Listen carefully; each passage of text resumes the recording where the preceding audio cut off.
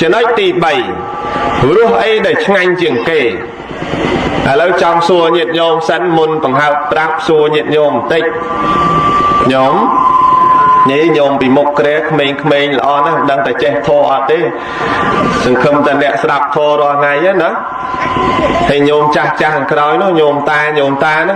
អ្នកចេះហើយគួរណាស់ទៅនៅក្រោយអស់ឥឡូវសួរមួយដូចឆោតរស់អីឆ្ងាញ់ជាងគេរាល់ថ្ងៃហ្នឹងញាតិញោមណាឥឡូវអ្នកព្រមតែរស់ធរហើយចុះអ្នកអត់ព្រមរស់អីញោមរស់អីរស់អ៊ីយ៉ូតរស់ដែលឆ្ងាញ់ជាងគេរស់ធរហ្នឹងឲ្យត្រូវដែរប៉ុន្តែត្រូវវាមិនទាន់ចំអាហ្នឹងដូចយើងវារកាំងវាចំដែរវាមិនទាន់ចំមកលឺព្រោះស្រួលណាញោមយ៉ាងណាចំលឺបន្តិចមិនសូវបានព្រោះស្រួលក្នុងន័យធរព្រះអង្គចង់បញ្ជាក់ទៅរស់ដែលឆ្ងាញ់ជាងគេគឺរស់សច្ចធម៌ញាតិញោមយើងនិយាយពាក្យពិតពាក្យទៀងត្រង់ដាក់គេឆ្ងាញ់ណាញាតិញោមហើយស្រុកព្រៃក៏បាសស្រុកអង្គរបរិយច្រើនតែនិយាយថាអញ្ចេះលោកទេសនាមិញទេសឆ្ងាញ់ទៅមកញាតិញោមធ្លាប់និយាយទេមិនដំញាតិញោមណាធ្លាប់គេនិយាយអញ្ចឹងហ៎លោកទេសឆ្ងាញ់ទៅមកលោកបើមិនទេសឆ្ងាញ់ច្រើននិយាយទៀតក៏ប្លែកឥឡូវលេងឆ្ងាញ់ទៅមកឃើញទេអូគាត់នោះដូចច្រៀងឆ្ងាញ់ទៅមកអាហ្នឹងហើយតែច្រើនតែយើងនិយាយរឿងហ្នឹងយ៉ាងណាមិញរឿងដែលរស់ឆ្ងាញ់ជាងគេហ្នឹងគឺរស់សច្ចធម៌តែរស់សច្ចធម៌ព្រះសម្មាសម្ពុទ្ធជាអង្គម្ចាស់ព្រះអង្គសម្ដែងគ្មានរស់អីឆ្ងាញ់ជាងសច្ចៈទេញាតិញោមពាក្យពិតពាក្យទៀងត្រង់ពាក្យប្រកបពាក្យវិជ្ជាដែលយើងពោលពាក្យត្រឹមត្រូវត្រឹមត្រង់ដាក់គេពេលណាគេស្ដាប់ដឹងតែនឹងគឺជារឿងពិតគឺគេអរណាស់ញាតិញោមខ្មាសួរញាតិញោមបើញោមកុហកគេញោមបោកគេញោមបន្លំគេណោះបុគ្គលដែលយើងត្រូវបោកត្រូវបន្លំដែលគេដឹងរឿងហ្នឹងគេអន់ចិត្តទេញាតិញោមគេអន់ចិត្តទេអត់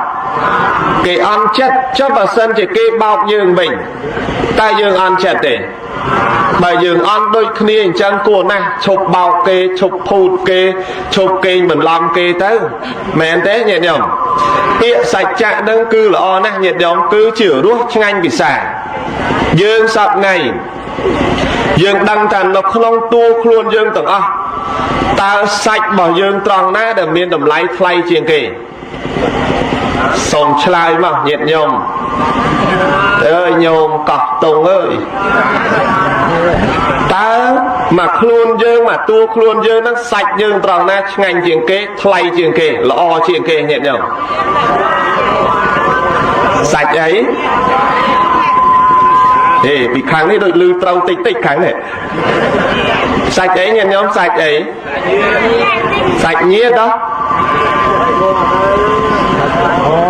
ក្នុងខ្លួនយើងនេះក្នុងមកតួខ្លួនដៃជើងវិជាចំហដាតកាយចិត្តហ្នឹងក្នុងខ្លួនទាំងអស់ហ្នឹងតើសាច់ណាដែលថាថ្លៃជាងគេញាតិញោមដែលថ្លៃជាងគេសូមឆ្លើយប្រាប់ញោមថាអណ្ដាតណាញោមណារស់ថោកក៏នៅនឹងអណ្ដាតថ្លៃក៏នៅនឹងអណ្ដាតដែរណាញោមណាញោមណាព្រោះអណ្ដាតជាអាចកន្លងបានសុខទុក្ខផងក៏ព្រោះអណ្ដាតមែនទេញាតិញោមអញ្ចឹងបានក្រឡោះទៅស្រួលចំចំណុចល្អតែក្រឡោះទៅមិនស្រួលបែកមាត់ទាំងព្រឹកក៏ថាបានអញ្ចឹងរឿងហ្នឹងឯងដែលថាថោកក៏នៅនឹងអណ្ដាតថ្លៃក៏នៅនឹងអណ្ដាតយើងពោលពាក្យទៅលើគេមួយម៉ាត់ចង់ឲ្យគេស្ដាប់បានចង់ឲ្យគេស្ដាប់ឮតើតែយើងស្រឡាញ់សច្ចៈយើងស្រឡាញ់សច្ចៈចង់ឲ្យគេនិយាយត្រង់ចង់ឲ្យគេនិយាយពិតចុះបើយើងវិញយើងចង់ឲ្យគេនិយាយដាក់យើងពិតនិយាយដាក់យើងត្រង់ហើយចុះបើសិនជាយើងនិយាយដាក់ទៅគេយើងនិយាយបោកយើងនិយាយភូតនិយាយផគេនោះមិនប្រសើរទេសច្ចៈធម៌ពិតប្រកបអញ្ចឹងធម៌របស់ព្រះសម្មាសម្ពុទ្ធញោមគិតមើលព្រះអង្គសម្ដែងទុក្ខសច្ចៈអ្វីដែលពិតប្រកបនៃការកើតទុក្ខហ្នឹងវាមានពិតប្រកបអញ្ចឹងមែនញោមដែលស្ដាប់ឮលោកទេសដែលលោកសម្ដែងថាសុខសច្ចៈទេដែលឮទេញាតិញោម vừa ắt đai miên lưu thô nắng nó lưu để tốc cả sạch chặt sớm mất để dạy sạch chặt nửa đốt là sạch chặt mẹ cả sạch chặt trong sạch chặt nó lưu miên chẳng men hai tất và có tiên trong chẳng menព្រះសម្មាសម្ពុទ្ធជាអង្គម្ចាស់ព្រះអង្គបានត្រាស់ដឹងហើយព្រះអង្គបានពោលនៅសច្ចធម៌ពិតប្រាកដដែលប្ររពជាមួយនឹងបញ្ចវគិទាំង5រូបតេតិនក្នុងចំណុចនឹងអាត្មាលើកឡើងក្នុងប្រវត្តិព្រះមហាសាវកសម្ដែងបន្តទៀតណាញាតិញោមណាបាញ់មិញប្រវត្តិព្រះមហាសាវកទី42គឺព្រះនាមថាបព្បៈឥឡូវមកដល់មហាសាវកទី43ព្រះនាមថាផតយៈញោមអើយផតយៈណាញោមណាផតជើងតស្អេនឹងយោផតយៈព្រះធេរៈមួយព្រះអង្គនឹងគឺជាព្រះអរហន្តក្នុងចំណោមបញ្ចវគិទាំង5រូបដែរហើយដែលបានស្ដាប់នៅអរិយសច្ចធម៌ពិតប្រាកដបានស្ដាប់នៅអរិយសច្ចធម៌មុនគេក៏បានស្ដាប់មុនគេមុនលើភិក្ខុដទៃក្នុងសាសនានេះមានតែបញ្ចវគិទាំង5រូបទេហើយជាក្នុងមហាសាវកតំណែងមហាសាវកដ៏ធំជាងគេផងដែរក្នុងន័យនោះលោកបានទូលមានលោកបានអប់រំច្រើនក្នុងប្រវត្តិរបស់ព្រះមហាសាវកអង្គទី43នេះគឺព្រះនាមថាផតយៈតេតិនក្នុងចំណុចដែលអាត្មាលើកឡើងនេះលើកឡើងនៅរសដ៏ឆ្ងាញ់ដែលលោកដឹងរសដ៏ឆ្ងាញ់គឺសច្ចៈនឹងឯងនិយាយអំពីមេដាបិតារបស់ព្រះផតយៈគឺកើតនៅក្នុងទឹកដីនៃក្រុងកបលវត្ថុបុរីបិតាគឺជាអ្នកទីលក្ខណៈនៅនឹងនគរកបលវត្ថុញាតិញោមក្រោយពេលដែលព្រះបរមសម្ពុទ្ធនៅជាព្រះបរមពោធិសត្វព្រះអង្គបានប្រសូតបិតាគឺព្រះបាទសិរីសុទ្ធោទនៈបានអញ្ជើញព្រាហ្មណ៍ទាំងឡាយ107នាក់ញាតិញោមដើម្បីមកក្នុងការទុតិយលក្ខណៈរបស់ព្រះបរមពោធិសត្វក្នុងការនោះព្រាហ្មណ៍ទាំងឡាយដែលអញ្ជើញមកនឹងព្រាហ្មណ៍ខ្លះទីក៏ត្រូវទៅព្រាហ្មណ៍ខ្លះទីមិនសូវត្រូវគ្រាន់តែប្រឆិតបន្តិចសម្រាញ់សល់តែព្រាហ្មណ៍ណាដែលទីប្រកែទេគឺបាន8ព្រាហ្មណ៍ញាតិញោមព្រាហ្មណ៍8នាក់មានព្រះអញ្ញាកោណ្ឌញ្ញៈក្មេងជាងគេមានរាមៈព្រាហ្មណ៍មានថៃជ្ជៈព្រាហ្មណ៍ជាដើមទាំងឡាយ8នាក់នៅក្នុងព្រះរាជពិធីទាយលក្ខណៈដល់ព្រះបរមពោធិសត្វដែលព្រះអង្គទើបតែប្រសូតកាលនោះព្រាហ្មណ៍ទាំងឡាយ7នាក់បានលើកម្រាមដៃ2ដែលព្រាហ្មណ៍ចាស់ជាងគេលើកម្រាមដៃ2ដោយទស្សទាយថាថ្វាយព្រះពរមហារាជព្រះរាជបុត្ររបស់មហារាជនេះបើសិនជានៅគ្រប់គ្រងផ្ទះនឹងប្រកាសជាបានជាស្រេចចក្រពតត្រាធិរាជតែប្រសិនបើលោកចេញទៅសាងបព្វជិប្រកាសជាបានត្រាស់ដឹងជាប្រពុតនៅក្នុងលោកនឹងព្រាហ្មណ៍7នាក់ហ្នឹងដែលចាស់ជាងគេហ្នឹងទីមកអញ្ចឹងព្រាហ្មណ៍ម្នាក់ទៀតដែលក្មេងជាងគេលើកចង្អុលដៃមួយឡើងលើញាតិញោមធ្លាប់ឃើញគំនូទេញោមធ្លាប់ឃើញគំនូលើកម្រាមដៃមួយឡើងលើទេតែបោះស្លៀកពាក់សមានភ្នួងសក់នោះធ្លាប់ឃើញអត់ទេធ្លាប់មិនធ្លាប់ទេឆ្លើយរួចខ្លួនសិនទៅណាញោមធ្លាប់ឃើញទេហ្នឹងហើយលើកម្រាមដៃមួយអញ្ចឹងញាតិញោមថាព្រះសទ្ធត្ថព្រះបរមពោធិសត្វព្រះរាជឱរសព្រះអង្គអត់នៅគ្រប់គ្រងផ្ទះទេប្រកាសជាចេញទៅបួសត្រាស់ដឹងជាព្រះពុទ្ធនៅក្នុងលោកក្រោយពេលដែលបានទុះទាយអញ្ចឹងដឹងកំណត់អញ្ចឹងណាញាតិញោមតាព្រាហ្មណ៍ចាស់7រូបដែលមានបជនច្រើនជាងគេហើយខ្លួនឯងចាស់ទៀតកើតវិបដិសារីណោះឯងវាចាស់ទៅហើយព្រះបរមពោធិសត្វព្រះរាជឱរសព្រះបាទសិរីសុទ្ធោទនៈនិងព្រះនាងសិរិមហាមាយាទេវីព្រះអង្គនឹងបានត្រាស់ជាព្រះពុទ្ធខ្ញុំមកភ័ព្វហើយមិនបានទាន់ព្រះទេនឹងស្លាប់មុនព្រះសម្មាសម្ពុទ្ធត្រាស់ដឹងឡើងក្នុងលោក ឥឡូវបើយើងតាន់ក៏ដោយមិនតាន់ក៏ដោយមានតែផ្ដាំកូនយើងទុកឲ្យហើយកូនណាចង់បួសទៅបួសតាមព្រះសិទ្ធត្ថទៅព្រះរាជឱរសព្រះបាទសុទ្ធោទនៈទៅហើយបើកូនណាប្រាថ្នានឹងបានត្រាស់ដឹងនៅធម៌បានស្ដាប់នៅសច្ចធម៌ពិតប្រាកដសូមអញ្ជើញកូននោះទៅចោះនេះគេស្ដាយអញ្ចឹងញាតិញោមកើតអត់ទាន់ព្រះសម្មាសម្ពុទ្ធបានត្រាស់ដឹងនៅក្នុងលោកមានព្រាហ្មណ៍ទាំង7រូបនឹងស្ដាយអញ្ចឹងហើយចោះយើងនឹងមានស្ដាយបន្តិចទេញាតិញោមមានស្ដាយបន្តិចទេរាល់ថ្ងៃហ្នឹងស្ដាយនឹងស្ដាយអីស្ដាយចាស់ពោះញោមហ៎ហ្នឹងហើយអ្នកចាស់ហ្នឹងគេថាអញ្ចឹងហើយអ្នកក្មេងគេថាស្ដាយកុំមិនតាន់ចាស់បើចាស់ចូលទៅស្ដាប់លោកទេសដែរក្មេងគេថាអញ្ចឹងឯចាស់ទៅស្ដាយដល់អញ្ចឹងមកស្ដាប់ធម៌តាំងពីនៅក្មេងឆាប់ចាំតែឥឡូវស្ដាប់ភ្លេចជេរបន្តិចចាំរាល់ថ្ងៃអាហ្នឹងហើយដែលថាស្ដាយទៅស្ដាយមកពាក្យចាស់គាត់ថាកុំស្ដាយអ្វីដែលកន្លងផុតទៅណាញាតិញោមណា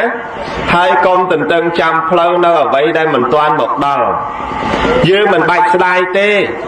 អ្វីដែលយើងដឹងនោះវាហួសពេលឥឡូវហ្នឹងយើងដឹងចាប់ពីពេលហ្នឹងទៅញាតិញោមប្រុសញាតិញោមស្រីញាតិញោមចាស់ហើយនឹងញោមក្មេងៗគ្រប់រូប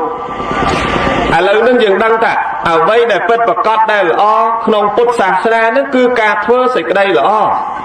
យើងមើលព្រាហ្មណ៍7រូបហ្នឹងដែលទៅផ្ដាំកូន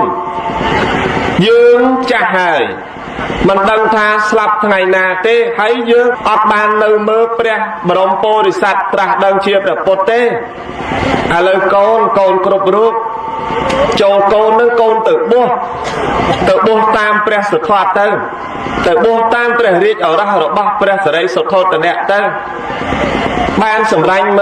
បានកូនបានត្រឹមតែ4នាក់ទេញាតិញោមក្រៅពីនឹង3នាក់ទៀតដែលមានកូនមានអីនោះអត់បានទៅទេគឺបានត្រឹមតែកូនរបស់ព្រាហ្មណ៍4នាក់ប៉ុណ្ណោះ3នាក់ទៀតអត់បានទៅបួសគេទេកូនរបស់ព្រាហ្មណ៍3នាក់ទៀតបាន4នាក់ហ្នឹងគឺបានឈ្មោះទី1បព្វប្រវត្តិមហាសាវកទី42ស្មើលើកពីមុនហ្នឹងទី2គឺផតយៈទី3គឺអសជិទី4មហានាមឃើញទេញាតិញោមហើយទី5យើងបាច់រាប់ទេព្រះអញ្ញាកោតញ្ញៈគឺជាព្រាហ្មណ៍ដែលនៅក្មេងជាងគេទីព្រះសម្មាសម្ពុទ្ធកាលពេលនោះដែលនៅជាព្រាហ្មណ៍នៅពេញកន្លោះនៅឡើយមិនទាន់មានប្រពន្ធមានកូនអីផងទៅបានតែត្រឹម4នាក់រួមជាមួយនឹងព្រះកោតញ្ញៈមួយទៀតគ្រប់5រូបពេលដែលព្រះរាជឱរសចេញបួសកាលណាកូនឯងទៅបួសតាមព្រះរាជឱរសពេលនោះទៅណែគេផ្ដាំអញ្ចឹងណាញាតិញោមហើយចាស់ញោមមានផ្ដាំកូនផ្ដាំចៅហើយនៅញោមអើយញោមកោះតុងអើយញោមឯងមានផ្ដាំកូនចៅកូនអើយអស់ពីម៉ែទៅណាកូនកុំចោលទម្លាមទម្លាប់ចាស់ដូនតាយើងកូនឯងកាន់ពុទ្ធសាសនាទៅណាកូនកុំទៅកាន់យេស៊ូនោះតែឯងនៅសុកម៉ែក៏ពុទ្ធសាសនាឪក៏ពុទ្ធសាសនាជាដូនក៏ពុទ្ធសាសនាជីតាក៏ពុទ្ធសាសនាស្រាប់តែកូនមកចេញមកក៏ពើហ្មងណាញោមណាទៅខុសបឹងទៅអាធ្លាប់នៅក្នុងបឹងឯងមកវិញបឹងតែឯងទៅអានឹងតែបើស្រឡាញ់ពុទ្ធសាសនាផ្ដាំកូនផ្ដាំចៅអញ្ចឹងឲ្យចេះធ្វើបុណ្យឲ្យចេះធ្វើល្អឲ្យចេះដឹងថាត្រង់ណាល្អត្រង់ណាអាក្រក់សេចក្តីដែលខ្ញុំព្រះករុណាអាត្មាភាពលើកឡើងប៉ុណ្ណឹងមិនមែនបានន័យថាយើងលើកឡើងសាសនាគេអន់សាសនាគេទៀបពីអរិយសាសនាហ្នឹងមិនមែនទេបានន័យថាគេល្អដែរប៉ុន្តែអ្វីដែលយើងធ្លាប់ដើរហើយធ្លាប់ដឹងហើយធ្លាប់ឮហើយប្រាប់កូនប្រាប់ចៅដូចព្រាហ្មណ៍នឹងអញ្ចឹងទៅព្រះអង្គនឹងប្រកាសជាបានសម្ដែងសច្ចធម៌សម្រាប់កូននឹងបានត្រាស់ដឹងនៅធម៌មានអីជ្រេកាលខាងក្រោយត្រូវតែព្រាហ្មណ៍ចាស់អស់នឹងស្លាប់ចោលអស់ទៅនៅសល់4រូប5រូបទាំងព្រះអញ្ញាកោតញ្ញៈក្នុងនោះមានព្រះផតយៈរឿងសម្ដែងធ្ងន់គឺសម្ដែងរឿងរបស់ព្រះផតយៈនឹងញាតិញោមចេញទៅបោះតាមព្រះអង្គទៅបម្រើព្រះអង្គបម្រើរហូតតតែ6ព្រះវស្សាទីបំផុត ព្រះអង្គទ្រង់ធ្វើតុក្ករៈកិរិយាអត់សោយអាហារអស់ចំនួន6ព្រះវស្សាញាតិញោមធ្លាប់ឃើញរូបគំនូហ្នឹងឯងញាតិញោមឃើញតែឆ្អឹងហើយតែសៃហ្នឹងធ្លាប់ឃើញអត់ហ្នឹងហើយព្រះអង្គធ្វើតុក្ករៈកិរិយាអស់6ព្រះវស្សាញាតិញោមអត់សោយអាហារទេរសជាតិដែលល្អរសជាតិទឹកដែលទេវតាបានបញ្ចូលដល់រសជាតិទឹកប៉ុណ្ណោះទីបំផុតព្រះអង្គពិចារណាឃើញហើយលោកសោយអាហារវិញក៏លោកសោយអាហារគឺសោយអាហាររបស់នាងសុជាតានាងសុជាតាដែលត្រូវជាញោមស្រីរបស់ព្រះយសនាងសុជាតានឹងឯងដែលបានទៅបន់ស្រន់ក្រោមដើមជ្រៃណ៎រូបគំនូនោះមានញាតិញោមនោះមើលនោះឃើញទេនោះឃើញទេឃើញនាងហ្នឹងឯនោះហ្នឹងហើយដែលព្រះអង្គចេញសោយអាហារដំបូងគឺចេញសោយអាហាររបស់នាងសុជាតាហ្នឹងហើយនាងដែលដំបូងឡើយកាលពី20ឆ្នាំមុនដែលមិនទាន់បានជួបព្រះអង្គនាងបានបន់នៅក្រោមដើមជ្រៃអោរុក្ខរៈអ្នកតាទេវតាទស្សបារមីរក្សាដើមជ្រៃនេះបើប្រកាសជាស័ក្តិសិទ្ធិមែនដោយខ្ញុំសច្ចាសូមឲ្យបានដូចមាត់មែនខ្ញុំសូមឲ្យបានប្តីដែលមានវណ្ណៈស្មើនឹងខ្ញុំ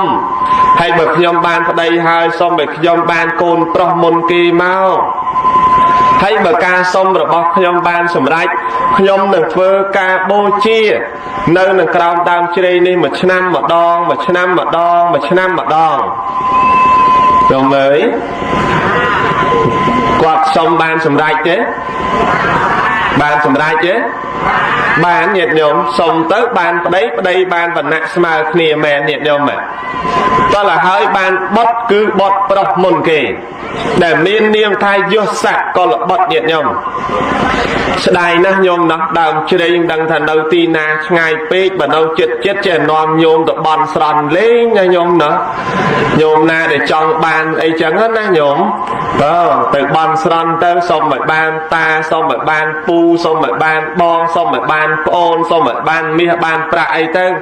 នាងនឹងសុំនឹងបានសម្រេចទេញាតិញោមមួយឆ្នាំនាងសុជាតាធ្វើបាយយ៉ាស់ម្ដងមួយឆ្នាំនាងសុជាតាធ្វើបាយយ៉ាស់ម្ដងធ្វើរហូតគ្រប់ឆ្នាំទី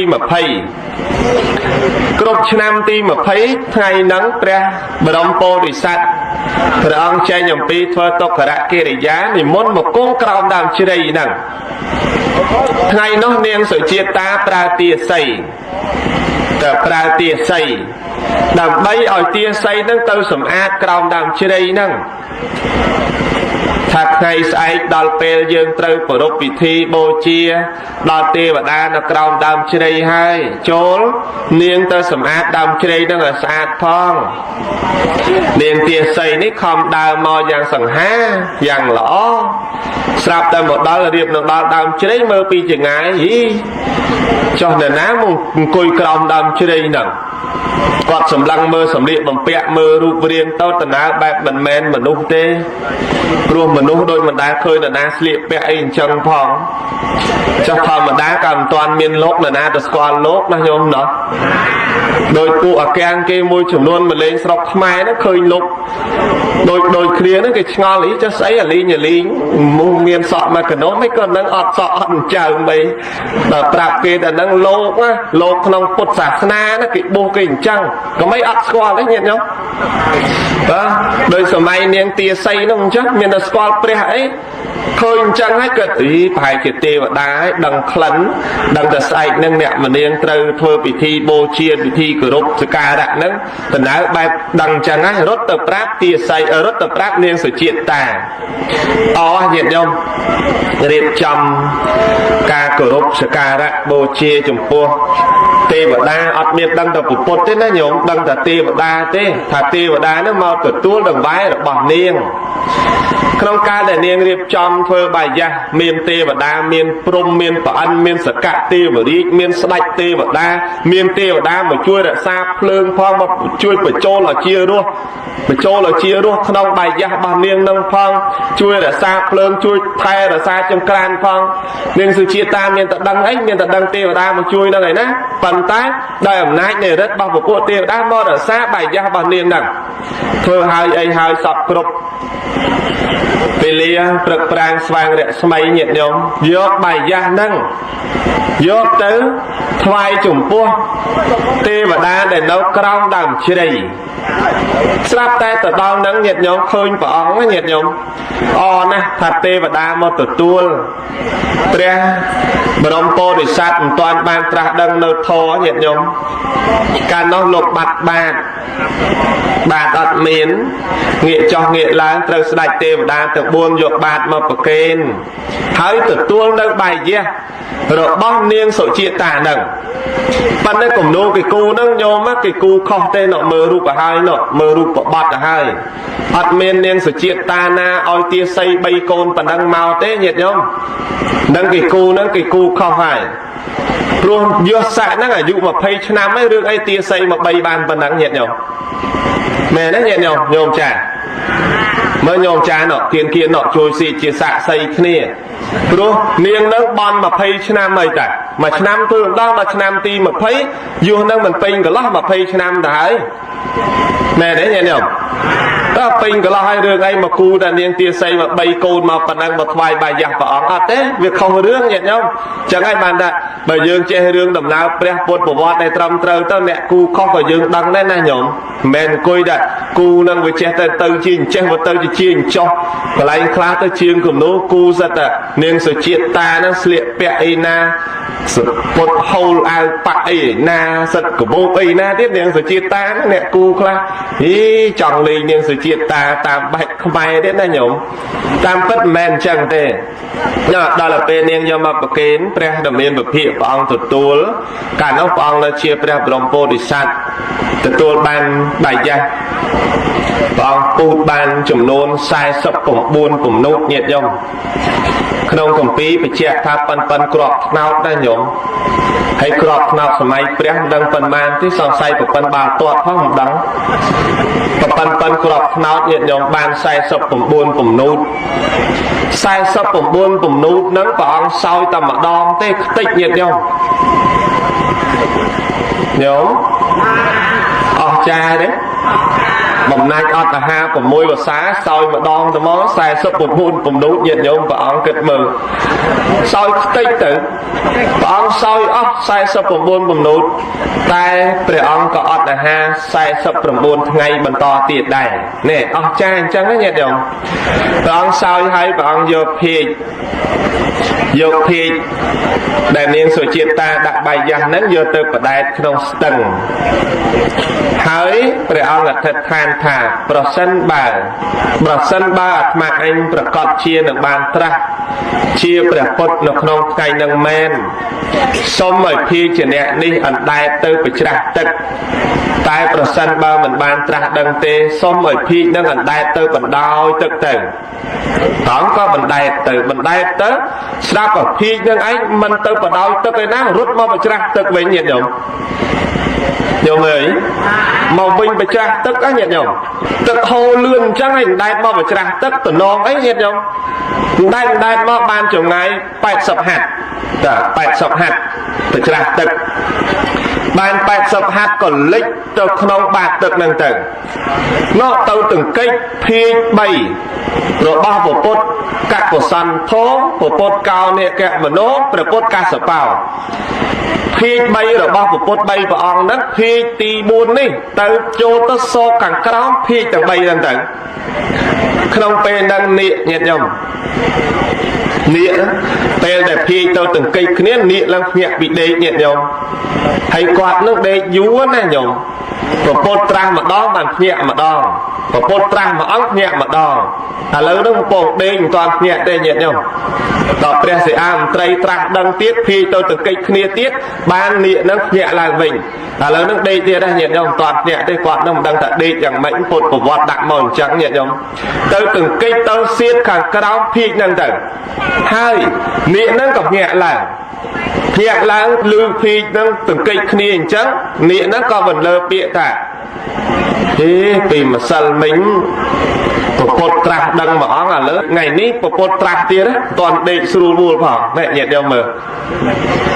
ទាំងកិច្ចទៅដេកអត់តន់ស្រួលបួលផងម្សិលមិញត្រាស់ម្ដងឥឡូវត្រាស់ទៀតណាថាតែប៉ុណ្ណឹងពោលសរសើរសេចក្តីល្អរបស់ព្រះដ៏មានឧបិយទៅដេកបន្តទៀតទៅឥឡូវហ្នឹងពងដេកទេញោមទៅដាស់គាត់លេងទេញោមមិនពងដេកទេញាតិញោមទៅបានព្រះដ៏មានឧបិយព្រះអង្គបានស្មៅស្គៀព្រះអង្គយកទៅក្រាលនៅក្រោមដើមពោធិព្រឹក្សញាតិញោមព្រះអង្គអធិដ្ឋានខ្លួនព្រះអង្គណានៅក្រោមដើមពោដំបងឡើយនៅនឹងខាងលិចគុលពោទៅបែរប្រភពមកកើតថាបើសិនជាទីនេះប្រកាសជាកន្លែងដែលផុសនៅរតនបល្ល័ង្កមែនសូមឲ្យផុសនៅទីនេះចុះព្រះអង្គគង់ក្រាលស្គីហើយអត់ឃើញរតនបល្ល័ង្កផុសឡើងមិនមែនជាទីកើតរតនបល្ល័ង្កព្រះអង្គក៏មកទិសខាងជើងបែរទៅសណ្ដៅគុលពោទៀតអត់ទៀតផែនដីក៏ក្រាកញាប់ញ័រថាទីនេះហាក់បីដូចចង់បញ្ជាក់ប្រាប់ព្រះអង្គថាមិនមែនកន្លែងកើតរតនបល្ល័ង្កទេព្រះអង្គទៅបានព្រះអង្គទៅពីខាងត្បូងដើមពោម្ដងព្រះអង្គគង់ខាងត្បូងដើមពោទៀតផែនដីក៏ក្រាកញាប់ញ័រទៀតចង់បញ្ជាក់ប្រាប់ព្រះអង្គថាទីនេះមិនមែនជាទីកើតរតនបល្ល័ង្កទេព្រះអង្គទៅបានព្រះអង្គមកគង់នៅខាងកើតដើមពោហើយបែរប្រភពមកទិសខាងកើតញាតិញោមទីនោះស្រាប់តែរតនបល្ល័ង្កក៏ផុសឡើងភ្លាមផុសឡើងក្នុងពេលហ្នឹងដើម្បីទទួលព្រះដ៏មានពភាកជាអង្គម្ចាស់ក្នុងការដែលរតនបល្ល័ង្កផុសផ្លែតញាតិញោមដោយព្រះអង្គអធិដ្ឋានខ្លួនព្រះអង្គថាប្រសិនបើអាត្មាអញមិនបានត្រាស់ដឹងនៅធម៌ទេអាត្មាអញសុំឲ្យសក់ស្បែកសរសៃឆ្អឹងទាំងអស់ទាំងសាច់ទាំងឈាមសុំឲ្យរីងស្ងួតទៅដរាបណាដែលអាត្មាអញត្រាស់ដឹងនៅធម៌ត្រង់អធិដ្ឋានអញ្ចឹងលោកគង់លើរតនបល្ល័ង្កហ្នឹងទៅញាតិញោមអើយកាលនោះមីញោមមីដែលនៅឋានទី6ញាតិញោមទេវបុត្រមីនៅព្រះនិមិត្តវសវតីដឹងថាព្រះសទ្ធត្ថកំពុងតែកន្លងផុតវិស័យនៃមាយើងហើយអញ្ចឹងយើងមិនគួរណានៅសុខទេលើកងទ័ពនៃពលមាញាតិញោមកាលដែលព្រះអង្គគង់នឹងទេវតាមកជុំគ្នាញាតិញោមទេវតាមកជុំគ្នាទាំងពីសកទេវរាជទាំងពីកាលនាគស្រីរបាំអីនឹងមកជុំគ្នាណាសត្វទេវតានឹងមកជុំគ្នានៅកន្លែងក្រោមដើមពោធិព្រឹក្សហ្នឹងប៉ុន្តែកំពុងតែឲ្យពរសពសាតុការប្រជុំគ្នានៅនឹងក្រោមដើមពោហ្នឹងទេវតាដ៏ច្រើនណែនណាន់តាន់តាប់គ្រាន់តែសន្ធឹកពលនៃមាមកទេវតារត់ទាំងអស់ញាតិញោមតើទេវតារត់ទៅញាតិញោមតាមក្នុងពុទ្ធប្រវត្តិបញ្ជាក់ថាទេវតាខ្លះនៅអើតក្បាលនៅក្បែរភ្នំព្រះសម័យលំមើលព្រះអង្គចាំមើលព្រះអង្គយ៉ាងម៉េចទៅហើយនិយាយពីស្រីរបាំនៅឋានបច្ចុងនេះក៏ដល់ឋានបច្ចុងនេះខ្ទប់មុខដេកទៀតខ្លាចមានណាញាតិញោមពេលនោះរត់ចោលព្រះអង្គអស់សល់តែព្រះអង្គមួយអង្គគត់នៅលើរតនបល្ល័ង្កញាតិញោមស្ដេចនៃមានញាតិញោមធ្លាប់ឃើញរូបចាញ់មីអត់នឹងជិះដំរីដោយនិយាយជាមួយកងពលថាព្រះសទ្ធត្ថនេះមិនអាចចូលចំពីមុខបានទេយើងគួរណាស់វាយប្រហារព្រះសទ្ធត្ថនេះពីចំហៀងល្អជាងទៅដល់ពីចំហៀងប្រើវេទមន្តប្រើគុំអូមអាមអីមានវិការៈបើនិយាយអំពីថ្មភ្លៀងភក់ភ្លៀងសត្រាវុធយ៉ាងហ្នឹងហើយនៅក្នុងពីហុងសោតថាម៉េចព្រះមនិនលោកកាចាចាញ់ក្រុងមាចិត្តមោហននិមិត្តដៃ1000កាន់សត្រាវុធនានាជិះគ្រីមេខាលជាតិកោជានាតខ្ទាស់ផសធាព្រមដោយមានសេនាពុនលើកលន់កងសពសៀតដោយធម្មពិធីទានបារមីជាប្រធានក្រុងមាចាញ់ត្រង់ញៀនប្រណំកាយថ្វាយវន្ទាឃើញទេញាតិញោមចឹងដៃបោះគាត់1000ដៃញាតិញោម chứ số tầm mình nuôi cả năng tơ ná bao chừng bằng lần đừng ngọt thế mình nuôi mơ ắt khơi đây nhận không đòi ẩm nai này mình nuôi mơ ắt khơi đây hay tiang tê và đa tiang ti na cứ mình ai thoát tần pi cần đạp đây này mê chẳng bảo ống cứ nâng cổng phong tay bật luôn rồi lót trên cha ẩm pi cần đạp đây này mê sài prap thành lệ sở thoát lâu nay cho tranh bị ra tận nặng bà lăng này cứ chia rồi bao dương mình mà rồi bao này anh thế cho này anh cho tranh bao mình cho tranh cruột nại đây là miền của phía cả nó và ông trong tọt thay mình em mi ra tận nặng bà lăng này mình men bao mía tê cứ rồi bao dương tê ta mía xua ta miền ấy chia cả sân xạ xây ấy cho mi anh tha rồi bao mía nó miền ấy chia xạ xây còn pol cái hồ làm ta dương chia xạ xây rồi bao đạch mía đây cho sự thoát anh ban đây chia xạ xây rồi ông mình chừng ông riêng môi ta thò rồi ní mẹ đấy nhỉ không mẹ riêng nè hai khâu can nó bóng trong tràng thả nè để thò rồi ní cứ chia xạ xây ba rồi mày đọc mà hai bo thì chặt làm cứ chỉ xạ xây rồi bỏ dừng ca nó phan protepi nho cả trái các nhận nhom hạ bay đôi chiều miên sầm lên chlai tọt thả nhom bể ong cứ chỉ xạ xây rồi bỏ bể ong khởi nhớ nhận nhom nhom đó bóng lúc trong trang trang này hai thôi ai mía từng lai đòi nâng bên tầm môn tràn đòi vì ca đã xem đòi chung cho ti bằng phật trời chia stra vút đọt tây tới chia bị đan bị khang lơ của ông ti bằng phật này bộ mía co cho tranh pre đầm nhiên của phía chị ông và cha rồi ông có trong ban trạc đăng đầu thổ có trạc đăng đầu thổ niệt ngày đọc làm cao tình bò được mấy khai bị xa năm rồi cả nét này dây ông pi bóng trạc đăng hơi trột cắt để lấy bột của vọt về phê nhận nhông cắt rương đăng ở clay tỷ tư nó nhông đó cái phê đai pre sama sam bột của ông ban trạc đăng đầu thổ hơi rúm một ở đó tình yêu của ông thấy bà ông có từ tua sầm đai thoát ta cua sầm đai trong quân nè nè có nực khơi kêu tàng pi nè ốt tất cả tập bọc nâng ở la đã tập bọc kêu tàng pi nâng có sập chân nè nè miền cồn lời dương tiết đời tật hà cột tiết mơ tới khơi pan chạm và ký nhận giống có nỉ môn mò can sầm nè rồi bóc pan chạm và kỳ riêng mà can sầm nè pre pan chạm và kỳ pram của ông nhiều mơ tới khẳng lệch tó khơi ru có nọ pram của ông cùng đập thô pre nọ nhận giống mà nâng ai pram của ông nâng ai không nó cứ miền phật thì dễ nè không nâng mùi thấyประวัติព្រះវប្បៈក៏ស្តៀងគ្នាណាស់មកសម្ដែងក្នុងខ្សែអត្ថមុនដូចគ្នាអញ្ចឹងដែរអញ្ចឹងព្រះផតយៈហ្នឹងក៏ជាបញ្ចវគិក្នុងនោះចំណោមនោះដែរបានស្ដាប់ធម៌នៅអរិយសច្ចៈធម៌ពិតប្រកបមុនគេញាតិញោមក៏បានស្ដាប់មុនគេក្នុងសំណាក់នៃព្រះសម្មាសម្ពុទ្ធជាអង្គម្ចាស់ណែដល់ពេលបានយល់ច្បាស់ក្នុងនៃសេចក្តីហ្នឹងបានលើកឡើងជាសំណួរសួរញាតិញោមអញ្ចឹងរស់អីដែលឆ្ងាញ់ជាងគេឆ្លើយមកថារស់សច្ចៈដែលឆ្ងាញ់ជាងគេហើយចុះយើងគួរថារស់នៅដល់ប្រសើរតើរស់នៅមានអ្វីដែលប្រសើរណាញាតិញោមរស់នៅមានអីប្រសើរជាងគេញាតិញោមធေါ်ទៀតដែរធေါ်ញឹកម៉ែដូរម៉ូតម្ដងទៅអីញោមអីមើលរស់ដោយសារអីប្រសើរជាងគេញាតិញោមថ្មសួរញាតិញោមដូចឆោតសពថ្ងៃនេះមួយគេមានជំនាញក្នុងការរកទទួលទានមួយទៀតល្ងងតើអ្នកទាំងពីរហ្នឹងមួយណាមានជីវភាពក្រាន់បើជាងមួយណាញាតិញោមអ្នកគេមានបញ្ញាមែនទេចឹងក្នុងធម៌ហ្នឹងក៏អញ្ចឹងដែររស់ដល់ប្រសើរជាងគេគឺរស់ប្រកបដោយបញ្ញាឃើញទេញាតិញោមបញ្ញាមិនមែនត្រឹមតែកັບឆ្កាពេលបច្ចុប្បន្ននឹងទេ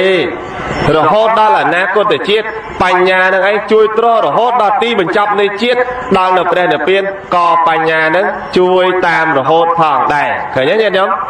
ព្រះផតយៈនឹងលោកបានបញ្ញាអញ្ចឹង កាលពីមុនលោកមានបានត្រាស់ដឹងអីឃើញនាំគ្នារត់ចោលព្រះអស់ទេពីអរុវេលាសេនានិគមទៅកាន់ព្រៃអសិបតនមិគទាយវ័នរត់ចោលព្រះអស់មាននៅបម្រើព្រះអីដោយសារលោកមិនទាន់មានបញ្ញាដល់ពេលលោកបានស្ដាប់នៅសច្ចៈរស់ដ៏ឆ្ងាញ់នឹងហើយបានត្រាស់ដឹងនៅធម៌ហើយក្នុងថ្ងៃ100ថ្ងៃ200ថ្ងៃ300ថ្ងៃ400ថ្ងៃ500ដែលព្រះអង្គសម្ដែងអំពីអនត្តលក្ខណៈសូត្រព្រះផត្តយៈបានស្ដាប់ហើយបាននៅបញ្ញាដែលជាការរស់នៅដ៏ប្រសើរដោយលើសបុគ្គលដទៃដែលមានបញ្ញាថ្នាក់លោកតរៈព្រះផត្តយៈញាតិញោមបានស្ដាប់ហើយសម្បូរដោយបញ្ញាក្នុងន័យសំណួរដែលចោទសួរទៀតថាតើឆ្លងអន្លង់ទុកទៅបានដោយសារអ្វីឆ្លងអន្លង់ទុកទៅបានដោយសារអ្វីញាតិញោមក្នុងន័យនៃធម៌នឹងព្រះដ៏មានវិភាកព្រះអង្គទ្រង់ត្រាស់ថាវិរិយេអ្នកទុក្ខមច្ឆេតិឆ្លងនៅអន្លង់ទុកទាំងពួងបានដោយវិរិយៈគឺសេចក្តីព្យាយាមឃើញទេញាតិញោមចង់ឲ្យលោកបានរួចចាក់ទុកលោកព្យាយាមក្រោយពេលដែលព្រាហ្មណ៍បានទៅប្រាប់កូនខំទៅបួសតាមដើម្បីអីដើម្បីជួបព្រះព្រះអង្គត្រាស់ដឹងនៅធម៌ជាន់ខ្ពស់ទីបំផុតខំបម្រើ6ឆ្នាំដើម្បីអីព្យាយាមដើម្បីតែការត្រាស់ដឹងនៅធម៌ក្រៃលោកព្រះអង្គត្រាស់ដឹងបានប្រោះខ្ញុំព្រះអង្គជាកូនសិស្សផងទីបំផុតរត់ចោលព្រះអង្គតើតែព្រះអង្គបានប្រកាសសច្ចៈដែលរស់ឆ្ងាញ់ពិសាដែលអាត្មាលើកឡើងខាងដើមនោះប្រកាសហើយមានបញ្ញាហើយខំពិចារណាព្យាយាមដោយយោនិសោមនសិការៈទីបំផុតក៏រួចចាក់ឆ្លងនៅអន្លង់ទុកទាំងពួងបានមែនសំនឹងពាក្យមួយថាមើលសត្វកដៀវកពូនដីមើលសត្វបាក់សីវក្រងសម្បុកមើលឃ្មុំជាដើមសាងក្តីសុខជាយាមសម្រុកបានសម្រេចទឹកធ្លាក់តក់ទម្លុះថ្មរលត់តថ្មសឹកដាច់កាន់ការងារអ្វីត្រូវប្រោផ្ដាច់ផលកើតសម្រេចពីការព្យាយាមលឺទេញាតិញោមលឺអត់បើលឺថាតាមលោកមួយណាញោមណាចាំថាទាំងអស់គ្នាសូមអនុមោទនា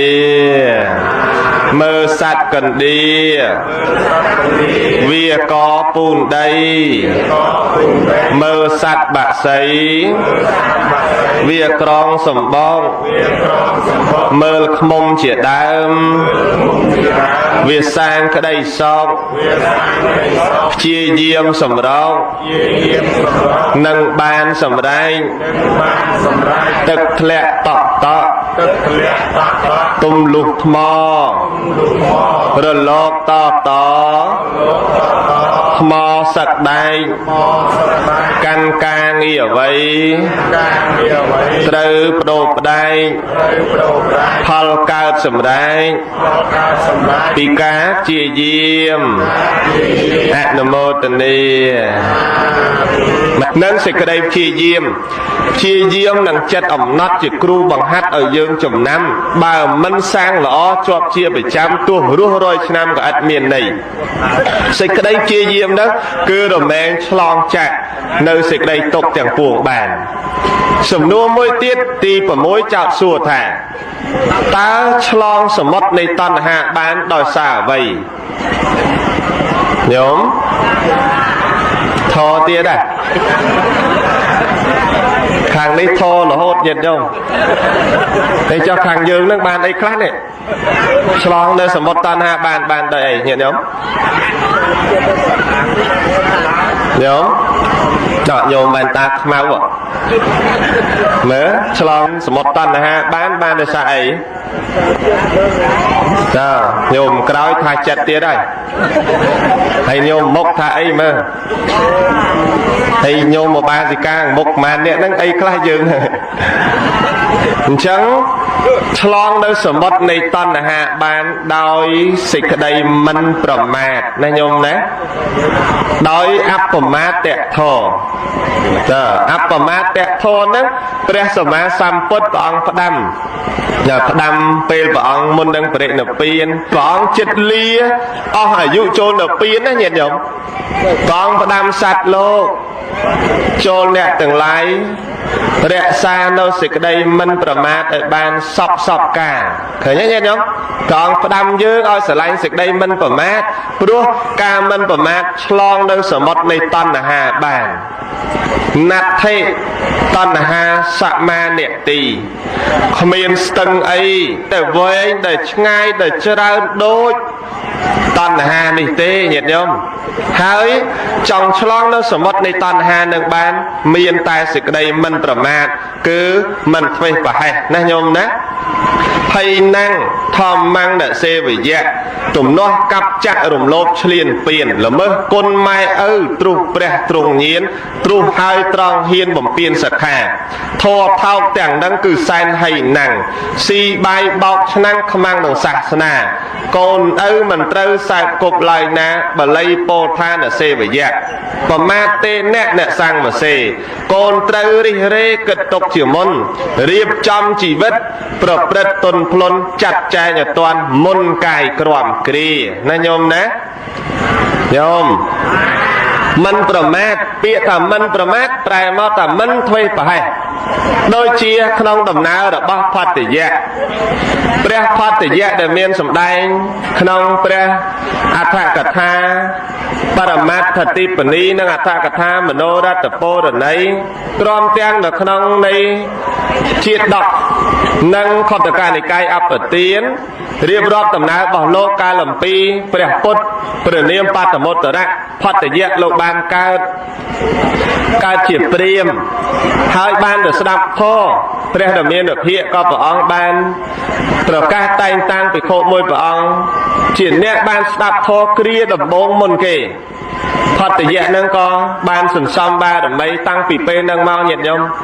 តាំងពីមួយសែនមហាកັບនឹងមកសន្សំបារមីដើម្បីបានត្រាស់ដឹងនៅធម៌ជាន់ខ្ពស់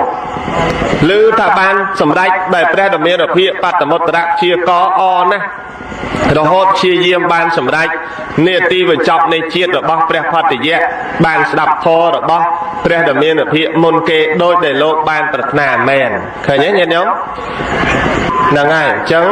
ក្នុងន័យពធទាំងឡាយ6យ៉ាងហ្នឹងស្មាលើកឡើងតេតិនក្នុងប្រវត្តិរបស់ព្រះផត្តយៈដែលជាបុត្ររបស់ព្រាហ្មណ៍អ្នកទីលក្ខណៈរបស់ព្រះបរមពោធិសត្វកាលនោះដែលព្រះអង្គនៅជាព្រះបរមពោធិសត្វហើយផត្តយៈព្រះអង្គបានក្នុងចំណោមនៃបញ្ចវគិទាំង5ព្រះអង្គទាំង5ព្រះអង្គនឹងចាត់ចូលក្នុងមហាសាវកដែរតែលោកជាមហាសាវកកំពូលហើយជាអ្នកមានវស្សាចាស់ជាងគេក្នុងព្រះសាសនាហេតុអីបានលោកក្នុងលេខរៀងទី43ព្រោះដំណើរនៃការរៀបរៀងគឺมันកំណត់តែនេះតោះដាក់លេខប៉ុណ្ណេះបានត្រូវបញ្ជនលេខប៉ុណ្ណេះត្រូវបញ្ជនអត់ទេសំដែងម្ដងមួយអង្គទោះអង្គណាមុនក៏បានដែរប៉ុន្តែយកតាមសិភៅរបស់ព្រះភិក្ខុយងសុផាតដែលលោកបានរៀបរៀងសិភៅហ្នឹងលោកដាក់តាមលេខរៀងអញ្ចឹងតែអារាប់ពីភាគ1ភាគ2ភាគ3ភាគ4ភាគ5របស់លោកទៅរាប់ពីទី1ទី2រហូតដល់ទី43គឺពនាមផត្តយៈនឹងឯងលុះជ្រេកាលខាងក្រោយព្រះផត្តយៈនឹងក៏បានដល់នៅបរិនិព្វានទៅញាតិញោមព្រោះកាលនោះលោកបានផ្សព្វផ្សាយសាសនាផ្លូវតែមួយមិនទៅទេព្រះអង្គឲ្យទៅផ្លូវខុសគ្នាអញ្ចឹងក៏ព្រះអង្គបានផ្សព្វផ្សាយសាសនាសត្វលោកទាំងឡាយក៏បានជ្រាបដោយធម៌របស់ព្រះដ៏មានវិភាកដែលព្រះអរហន្តទាំងឡាយនាំទៅសម្ដែងធម៌ក្រោយមកក៏ដល់នៅភាពនៃអស់បច្ចុប្បន្នអាយុដាក់សង្ខារចូលព្រះបរមនិព្វានទៅសូមអនុមោទនា